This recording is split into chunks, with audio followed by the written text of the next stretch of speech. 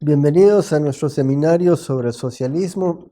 Estamos ya por terminar el libro de La democracia en América de Tocqueville. Para hoy tenemos a discutir el capítulo 9, que se llama de las causas principales que tienden a mantener la República Democrática en los Estados Unidos. Él insiste en que es una república democrática. Él da tres razones que él considera que son las importantes. La primera es la situación particular y accidental en que la providencia, o sea, Dios ha situado a los norteamericanos, es decir, es la tierra en donde están.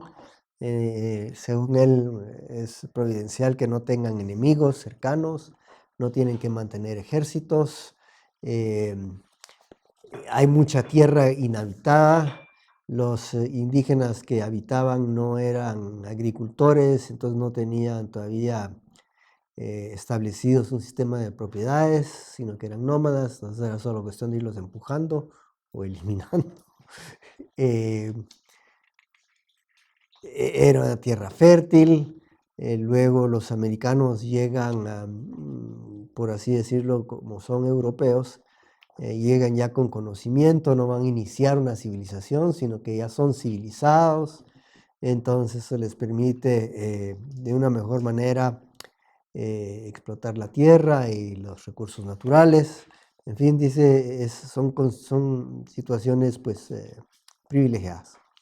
La segunda, eh, él considera que son eh, las leyes que es casi lo que más ha discutido en todo el libro, los sistemas de división federal, las leyes de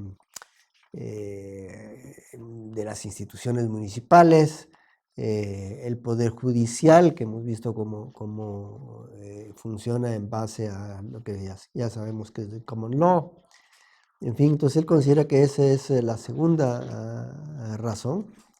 Luego la tercera, que él cree que es de los hábitos y las costumbres.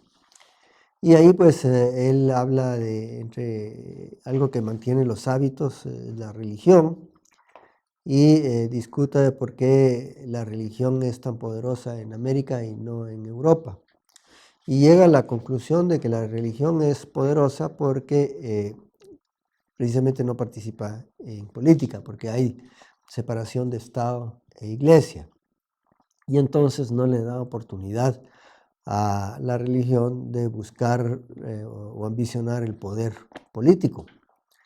Y dado que ese es el caso, entonces, según él, pues entonces ya solo se dedica a establecer las costumbres y el consuelo para los que se sienten angustiados por la idea de que van a morir, y entonces por así decirlo, mantiene las buenas costumbres de la sociedad americana. Hace su reflexión de por qué en Europa no se está dando eso, por qué en Europa pues hay ausencia de fe. Afirma pues incluso que hay algunos que niegan la validez de la religión. En realidad él es católico, no hay que olvidar ese punto, entonces él lo está viendo desde su perspectiva. Y entonces voy a citar, dice, mas no sucede lo mismo cuando una creencia religiosa está sordamente minada por doctrinas a las que llamaré negativas, porque aunque afirman la falsedad de una religión, no establecen la verdad de ninguna otra. En realidad no era así, ¿verdad? Así como sabemos, afirmaban la falsedad de toda religión, ¿verdad? Entonces no iban a establecer verdad de ninguna religión. Ese fue el fenómeno que se dio en la Revolución Francesa. O sea que ahí él tuerce un poquito las cosas, pero no era así. Pero en fin, entonces él habla de que si bien es cierto, y eso estoy yo muy convencido de que así fue, eh, si bien es cierto, aunque hubiera quienes negaban la validez de la religión, lo que sí no negaron y lo que sí aceptaron fueron las costumbres de la religión, es decir, la moral religiosa. Esa siguió perviviendo a pesar de que algunos ya no eran creyentes. Es decir, entonces eso es una de las razones por las cuales todavía siguió en Europa ese conflicto que ellos tienen con el capitalismo, que es un sistema egoísta, y sus creencias religiosas que condenan eso. También entre las costumbres que habla de los americanos, que es interesante, es cómo los americanos se vanaglorian de cosas o de virtudes que para los europeos no son virtudes, como el amor al lucro, el amor le llama al ser industriosos, a, a crear, a crear riqueza. Entonces, ciertas cosas que en Europa no se ven como, sobre todo desde el punto de vista de un aristócrata, ¿verdad? No se ven como virtudes, ¿verdad? Son cosas mundanas, son cosas del campesinado, son cosas del pueblo. Curiosamente da no una definición, pero da una observación que a mí me pareció que es muy atinada, y creo que la dice y luego la olvida, y creo que esa es una de las cosas más importantes del libro desde mi punto de vista, y que deberíamos tal vez rescatar. Y es que normalmente decimos que, porque viene de los griegos, que una polis o una ciudad es una asociación de hombres con el propósito de vivir la vida virtuosa. Pero una cosa de la que se da cuenta Tocqueville, y lo voy a citar porque es bien importante, está en la 441, es el segundo párrafo, dice: las repúblicas americanas de nuestros días son como compañías de negociantes, formadas para explotar en común las tierras desiertas del Nuevo Mundo y ocupadas en un próspero comercio. Es decir, son una asociación de negociantes, y en realidad eso es lo que es, ¿verdad? La sociedad americana es una asociación de negociantes, o sea, de gente que está produciendo riqueza y comerciando.